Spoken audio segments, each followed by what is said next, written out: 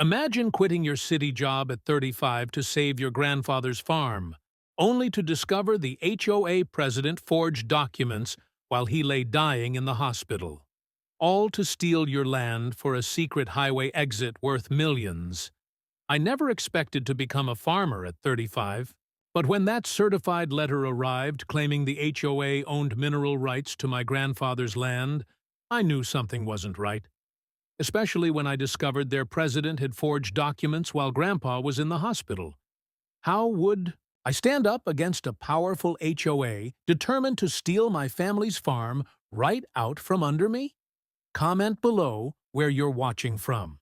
Before we begin, make sure to hit that subscribe button so you never miss stories like this.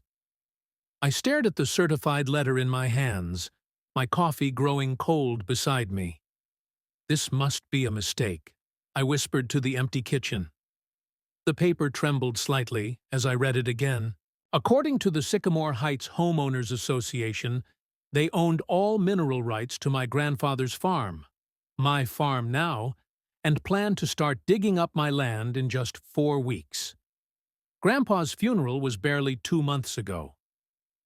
After he passed, I'd left my cramped apartment and soul-crushing accounting job in the city to take over his 15-acre property in Willow Creek.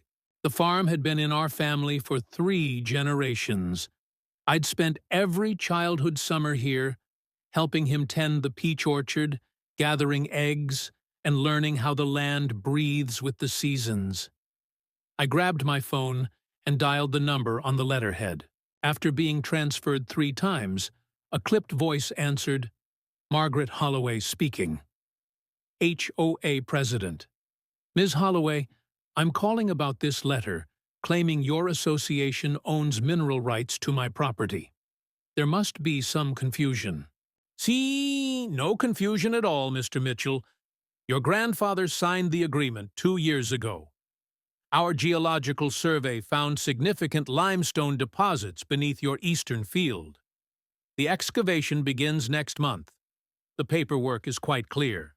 My grandfather would never—" "Perhaps you didn't know him as well as you thought," she interrupted. "The agreement is legally binding. Good day." I sat stunned as she hung up. Outside my kitchen window, morning light spilled across the fields Grandpa had worked his entire life. He taught me everything about this land: how to read the soil, when to plant, which trees needed extra care. He'd sooner cut off his own hand than sign away any part of this farm. That afternoon, I drove to the edge of my property where it bordered Sycamore Heights. The development was only 5 years old. Rows of identical 2-story houses with perfect lawns and identical mailboxes. So different from the weathered beauty of Grandpa's, my farmhouse. A woman was gardening in the yard closest to my fence line. She straightened when she saw me approach. "You must be Tom's grandson," she said, pulling off her gloves. "I'm Elaine Watson. I'm so sorry about your grandfather. He was a wonderful neighbor." "Did you know him well?" I asked. "As well as anyone, I suppose. He brought me fresh peaches every summer." Her eyes darted to her front door before she added in a lower voice, "Be careful with that HOA. Margaret's had her eye on your property since they broke ground here." "Pete, what do you mean?" Elaine glanced around again.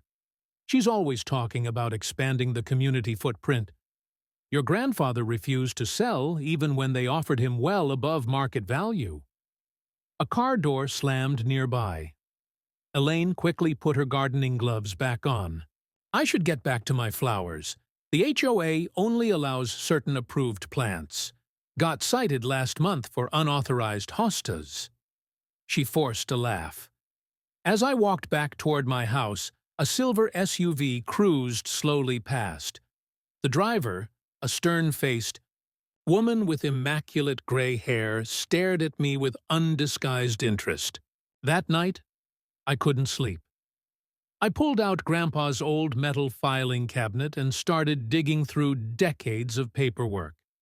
Tax forms, equipment receipts, seed catalogs. Nothing about mineral rights.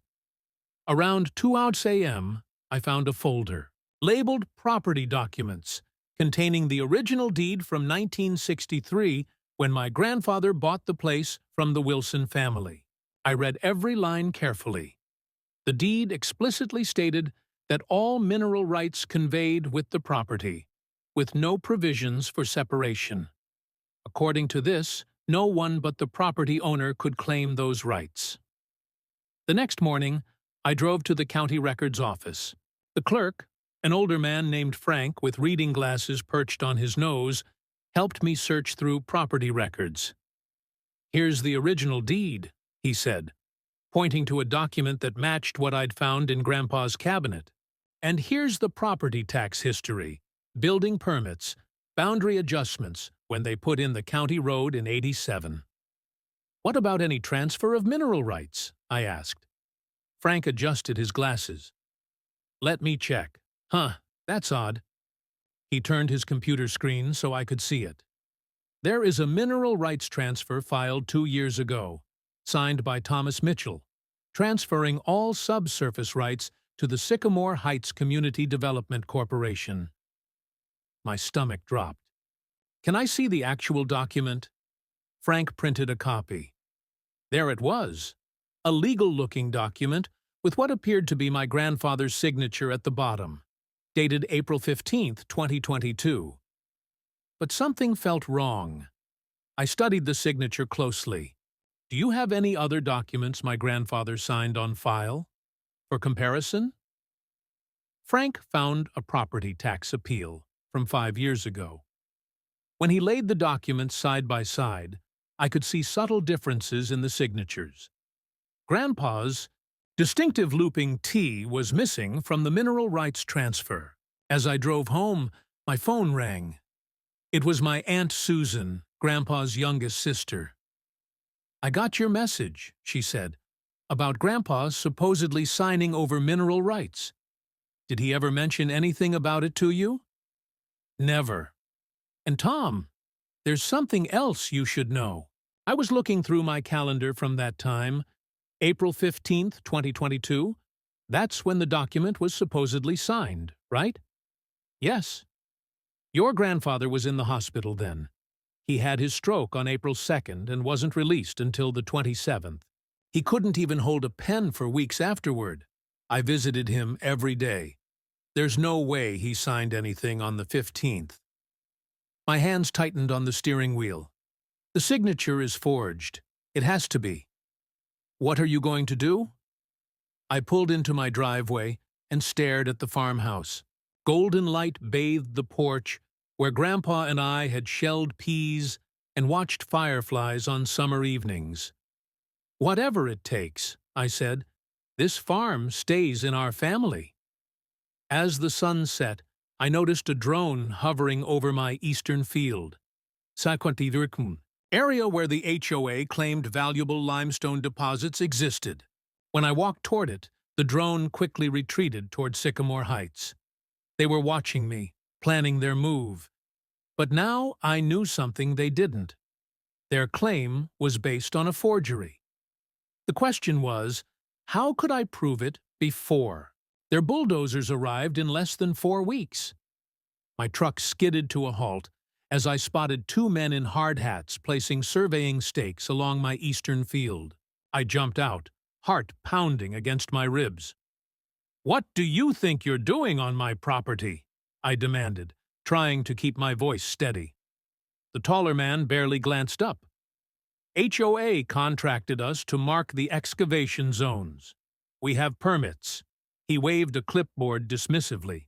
"I never agreed to any excavation," I said, stepping closer. "This land belongs to me." "Take it up with the homeowners association, buddy. We're just doing our job." I pulled out my phone. "Then you won't mind if I call Sheriff Davis to verify those permits?" The men exchanged looks.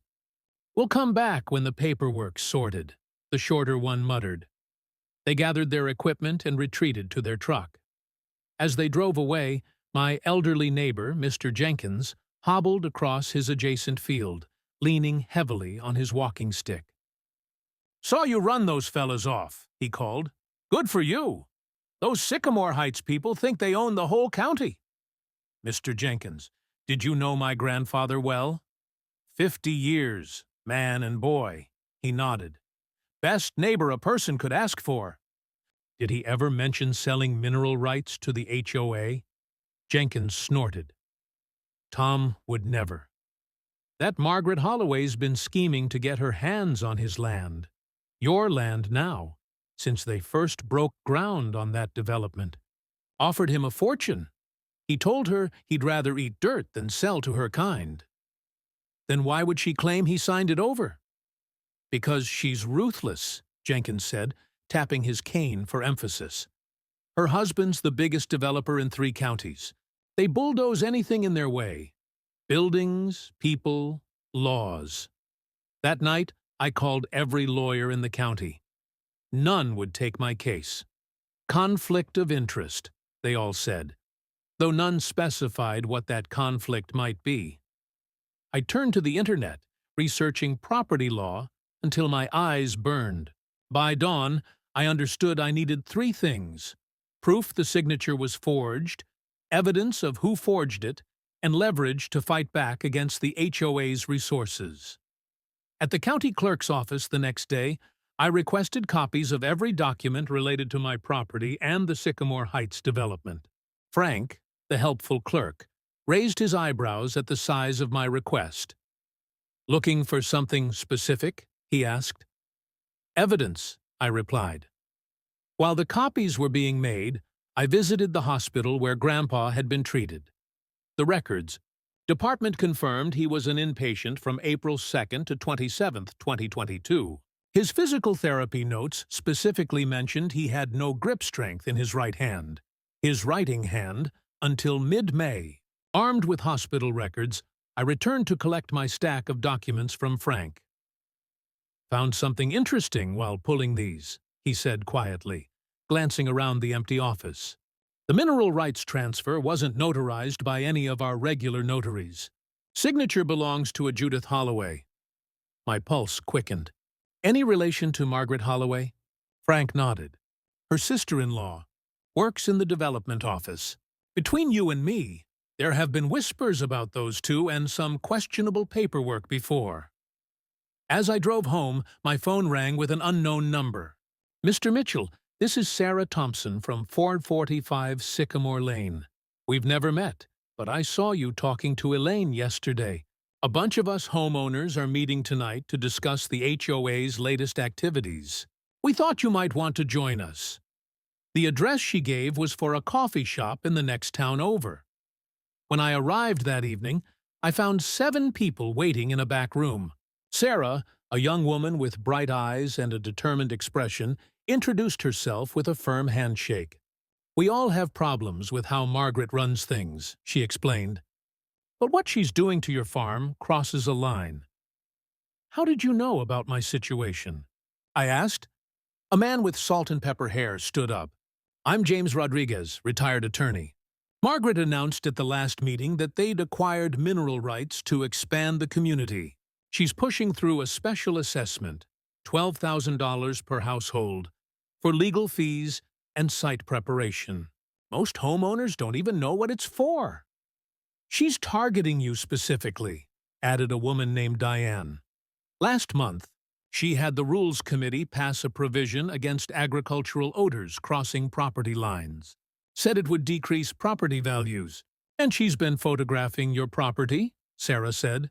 "Claimed she needed evidence of code violations but wouldn't specify which codes." I spread out my documents on the table. "My grandfather never signed those mineral rights away. He was hospitalized when this document was supposedly signed. The signature is forged, and I believe Margaret and her sister-in-law Judith are behind it." James studied the papers. "This is criminal fraud. Have you gone to the sheriff?" "Not yet. I wanted more evidence first." James nodded. "Smart. Margaret's husband plays golf with Sheriff Davis every Sunday. You'll need irrefutable proof before approaching law enforcement." "What about challenging the HOA directly?" asked a younger man named Michael. "Too risky. Sarah replied. Remember what happened to the Patels when they disputed their fencing violation? Margaret's husband had the building inspector find structural concerns in their new addition. Cost them thousands. I rubbed my tired eyes. So what can I do? Their bulldozers arrive in 3 weeks. James leaned forward. You need 3 things: solid documentation of the fraud, public awareness so they can't easily retaliate, and expert testimony that challenges their claim about limestone deposits. I have a friend who teaches geology at the state university. I said he could analyze soil samples. Perfect, James nodded. Meanwhile, I can reach out to former colleagues about the forgery angle. We'll need a handwriting expert. Sarah pulled out her laptop. And I can help with the public awareness.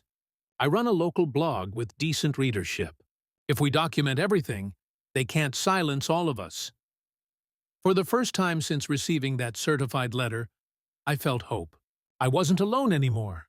As we left the coffee shop, Sarah grabbed my arm. Wait, she whispered, pointing to a sedan parked across the street. A woman with perfectly coiffed gray hair sat inside, pretending to check her phone. That's Margaret. We ducked back inside. She followed me here, I realized. She knows we're organizing. This changes our timeline, James said grimly. If Margaret knows we're challenging her, she might accelerate her plans. What should we do? Sarah asked. I thought about Grandpa, about his weathered hands working that land for decades, about the promise I'd made to keep the farm in our family. We fight back, I said. First thing tomorrow, I'm calling my geologist friend. If there's no valuable limestone on my property, why is Margaret so desperate to get her hands on it? What's she really after? None of us noticed the small red light blinking in the coffee shop's corner. A security camera capturing our entire meeting, streaming directly to a computer in Margaret Holloway's home office. I jumped at the knock on my door. It was almost 9 p.m. Through the peephole, I saw a woman about my age nervously glancing over her shoulder. I'm Sarah Thompson, she said when I opened up. I live in the house with the blue shutters that backs up to your east field. Her voice dropped to a whisper. I need to talk to you about the HOA. They're not just after your land. They're making all our lives a nightmare. I invited her in, offering fresh-picked peach tea. Sarah's story poured out between sips. Margaret Holloway ran the Sycamore Heights HOA like her personal kingdom. Sarah had planted native wildflowers to help local bees. The next day, Margaret slapped her with a $500 fine. When I showed her the approved plant list that included wildflowers, she just laughed, Sarah said, her hands shaking slightly. She told me the board had changed the rules last month. When I asked to see the new rules, she threatened to put a lien on my house if I didn't pay up within 48 hours. I pulled out the forged document with my grandfather's signature. Look at this. April 15th last year, my grandfather was in the hospital after a stroke. He couldn't even hold a spoon, let alone sign his name. Sarah's eyes widened. You know, you're not the only one with a story. My neighbor Tom found out they've been charging us all for landscaping services on the north side walking path. But that path doesn't exist. 2 nights later, my kitchen table was surrounded by 7 neighbors from Sycamore Heights. Each person carried their own grievances against Margaret. Excessive fines, weird rule changes, and money that disappeared from the HOA accounts. Last month, they collected $15,000 for a playground renovation, said Elaine, a kindergarten teacher. The only renovation was a fresh coat of paint on the old swing set. Where did the rest go? James Rodriguez, a retired attorney with thick glasses and carefully combed gray hair, studied my documents, his finger tracing over my grandfather's supposed signature. This is textbook fraud, he said, looking up at me. The problem is proving it in court. Margaret's brother-in-law sits on the county commission. They've gotten away with shady deals before, because they have friends in high places. Rain tapped against the windows as we outlined our battle plan. James would help me prepare a legal challenge. 3 others would dig into the HOA financial records. They had rights as members to request them. Sarah and Elaine would quietly talk to more neighbors, building our support. "We need to know why they really want this land," James said. "I don't buy the limestone story. There must be something more valuable thereafter." I nodded, remembering something. "I have a college friend, Professor Wilson, who teaches environmental geology. I'll ask her to check if there's actually anything valuable in the soil here." We left my barn close to midnight. The rain had stopped, leaving the air sweet with the smell of wet earth.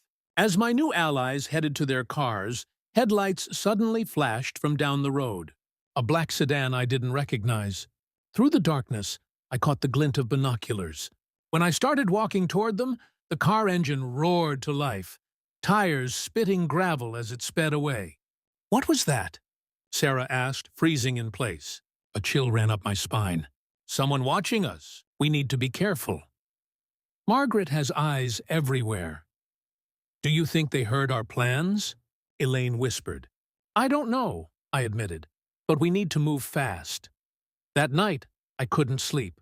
I sat on Grandpa's old porch swing, thinking about how he'd fought in 2 wars to protect his country, only to have his land stolen through lies while he lay in a hospital bed. The anger burning in my chest hardened into determination. I wouldn't just fight back, I would win. I didn't know then how quickly Margaret would strike or how dirty she was willing to play. By sunrise, our rebellion would face its first real test. James's words kept echoing in my head. They want something on this land, something worth committing fraud for. But what could be so valuable that they'd risk criminal charges? What was Margaret Holloway really after? As first light broke over the eastern fields, my phone buzzed with a text from Sarah. "Emergency HOA meeting called for tonight. Topic: security measures for neighborhood boundaries. Something's happening. Be ready." I stared out at my grandfather's land, the dew-covered fields shimmering in the dawn light. Whatever game Margaret was playing, she had just made her next move. And somehow I needed to be 2 steps ahead of her. The question wasn't if they would strike back, but when and how hard. I slammed on my brakes, mouth hanging open. A huge chain and padlock secured my front gate with a bright orange notice plastered across it.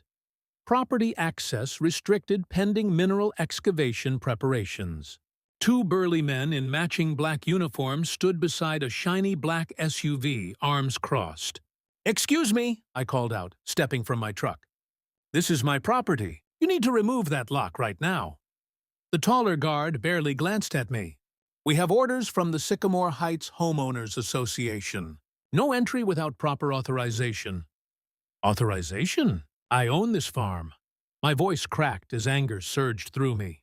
"Take it up with Ms. Holloway," the second guard said, handing me a business card. "We're just doing our job." I pulled out my phone with shaking hands and called Sheriff Martinez.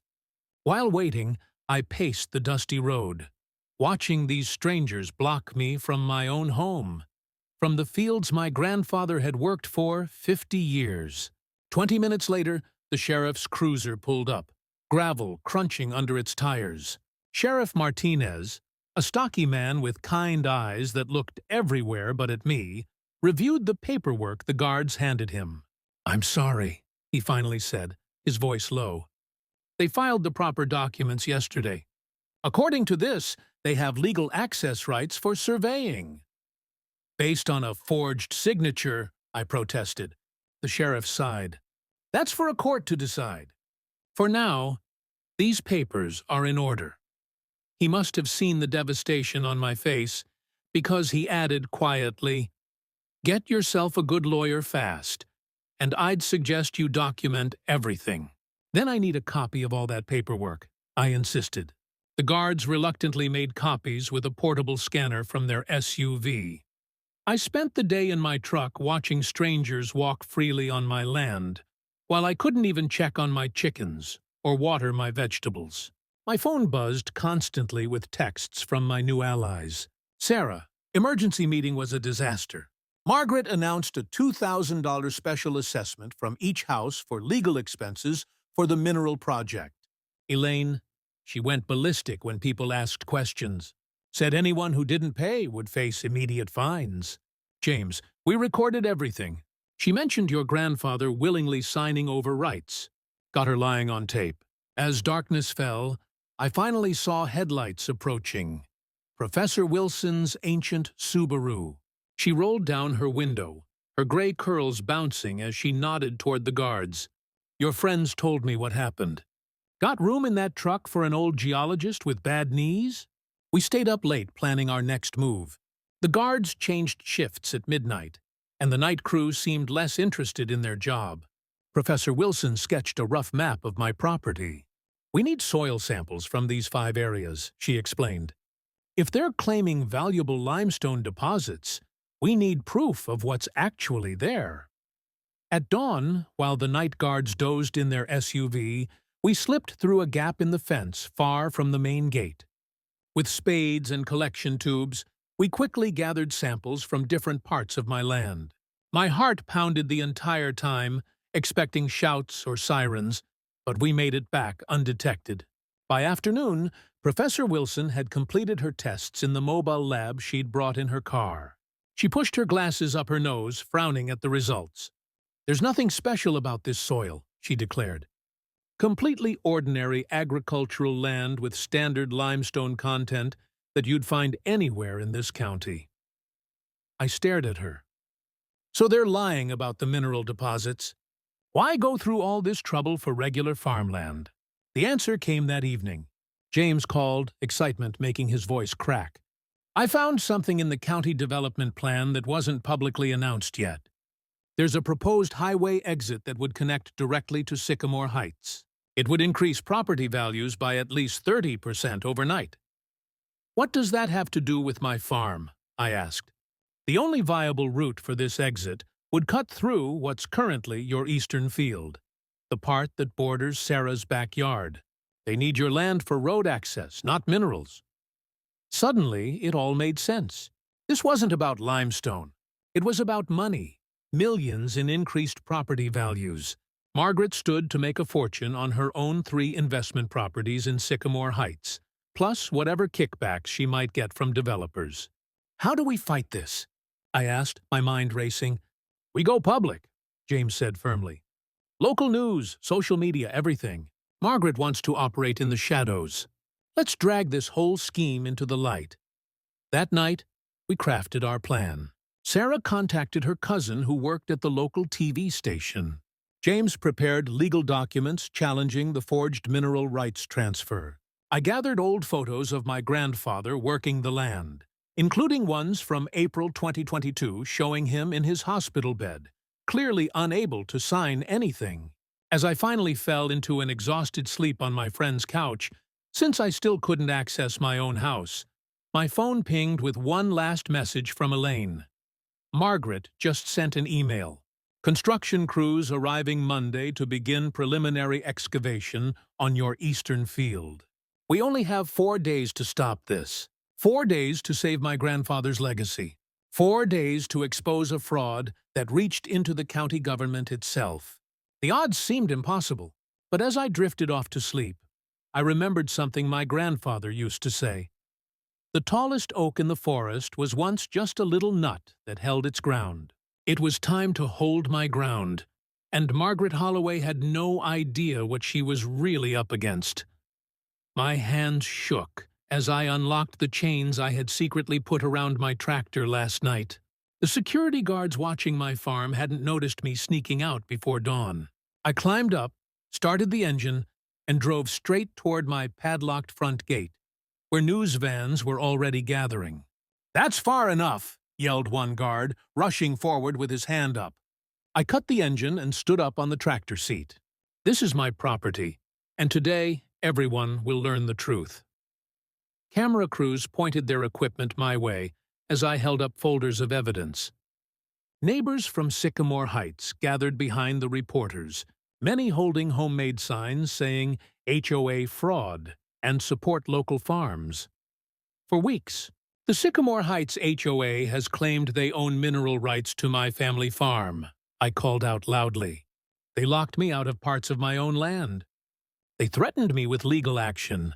But I've discovered what they're really after. I spread a large county map across my tractor hood. This isn't about limestone deposits. It's about this proposed highway exit that would make their properties worth millions more, but only if they can steal my eastern field. A black SUV screeched to a halt, and Margaret Holloway stormed out, her face red as a tomato. She wore an expensive suit and looked ready for battle. "Turn those cameras off right now," she demanded. "This man is trespassing on HOA property." "Actually," came a voice from the crowd, "he's standing on his own land." Professor Wilson stepped forward in her tweed jacket. "I've completed extensive soil testing. There are no valuable mineral deposits here, just regular farmland. The HOA's geological survey is completely fabricated." Margaret's eyes darted around, noticing how many of her own HOA members were present. "We have legal documentation of the mineral rights transfer. His grandfather signed it." I jumped down from the tractor. "On April 15th last year, when he was in hospital after a stroke, when doctors confirmed he couldn't even hold a pen. I pulled out hospital records and handed copies to reporters. That's not just a lie, Ms. Holloway. That's criminal forgery." Whispers spread through the crowd. A local news reporter thrust a microphone toward Margaret. "Miss Holloway, how do you respond to these forgery allegations?" "This is absurd. I never—" she stammered, backing toward her SUV. James Rodriguez, the retired attorney, stepped forward with more papers. "We've obtained bank records showing HOA funds were transferred to a private account to pay for this scheme. Nearly $200,000 is missing from the association's accounts." Sarah Thompson moved to the front of the crowd. "As residents, we never approved this. The board never even told us about it." Sheriff Martinez's patrol car pulled up, followed by 2 deputies. Margaret saw them and suddenly lunged toward me, jabbing a finger in my face. "You stupid farmer! Do you have any idea who you're dealing with? My brother-in-law runs this county." The sheriff approached slowly. "Not anymore, he doesn't. Commissioner Holloway resigned this morning after we shared evidence with the Ethics Committee." Margaret's face drained of color. "This is a mistake. I can explain everything." "You'll have plenty of time for that," Sheriff Martinez said, nodding to his deputies. "Margaret Holloway, you're under arrest for fraud, forgery, and embezzlement of HOA funds." As the deputies led her toward their car, she twisted around. "You'll never win. Our lawyers will bury you. This farm will be bulldozed by summer." I watched calmly as they drove away, but my heart was pounding. The reporters swarmed around me asking questions, and neighbors came to shake my hand. We had won this battle, but Margaret's threats weren't empty. Her family had deep pockets and powerful friends. That night, as I finally returned to my farmhouse, Sarah called with disturbing news. "Someone broke into the HOA office and took all the financial records," she said, her voice shaking. "And I just drove past your orchard. There's a bulldozer parked at the edge of your property." I looked out my window into the darkness. Headlights appeared on my private drive, moving slowly toward my house. 1 vehicle, then 3 more behind it. "They're not waiting for the courts," I whispered into the phone. "They're coming now." I grabbed my shotgun from above the fireplace and loaded it with birdshot. Not to hurt anyone, but to make noise if needed. My hands were steady now. 4 vehicles crawled up my driveway, headlights cutting through the darkness. "Sarah," I whispered into the phone, "call Sheriff Martinez and every neighbor who supported us today. Tell them what's happening." I stepped onto my porch as the vehicles formed a half circle in my yard. But instead of hired thugs, out stepped James, Professor Wilson, and about 15 Sycamore Heights residents. They carried flashlights, shovels, and determined expressions. "We heard about the bulldozer," James said. "We're not letting them destroy your farm tonight." Relief washed over me. "Thank you. But why the sneaky approach?" "Margaret's husband posted bail an hour ago," Sarah explained, climbing out of her car. "We didn't want them to see us gathering." We hiked to the orchard's edge where a massive yellow bulldozer sat ominously near my property line. Two men loitered nearby, smoking cigarettes. "That's Margaret's nephew and his friend," whispered a neighbor. "They work for a construction company."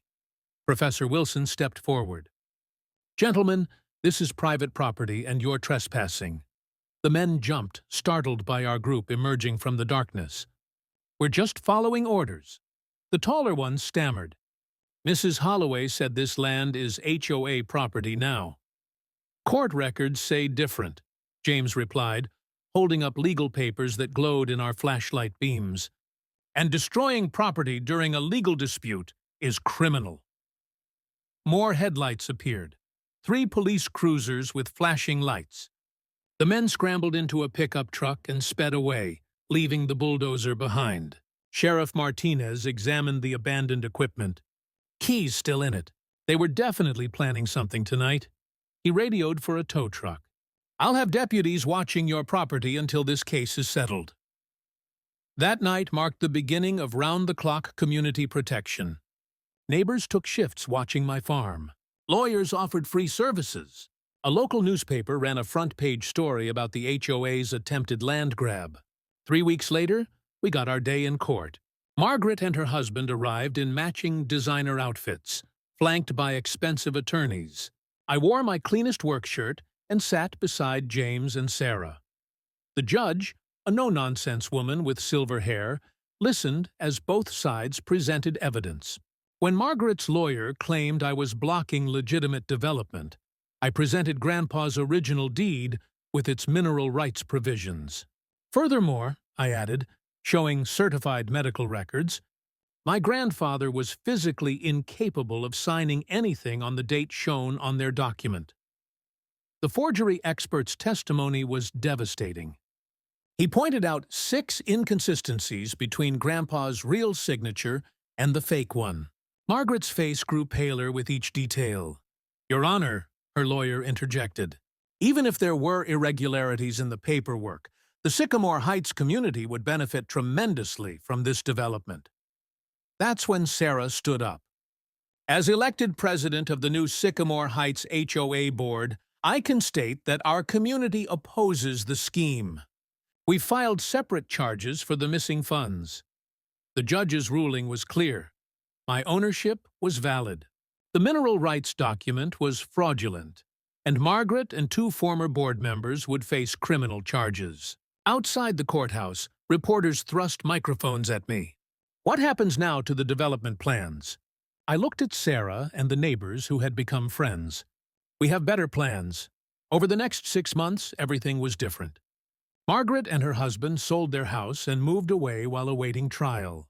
The county transportation department, embarrassed by their connection to the scheme, invited community input on new highway plans. I hired an architect to design something special, a combined farmers market and community center on a small piece of my land nearest to Sycamore Heights. Neighbors volunteered weekends to help build it, working alongside me in the dirt.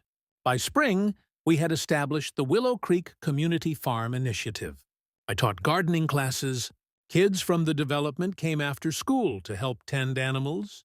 Weekend markets drew visitors from across the county. A path wound from the development through my eastern field, past gardens where families rented plots to grow vegetables.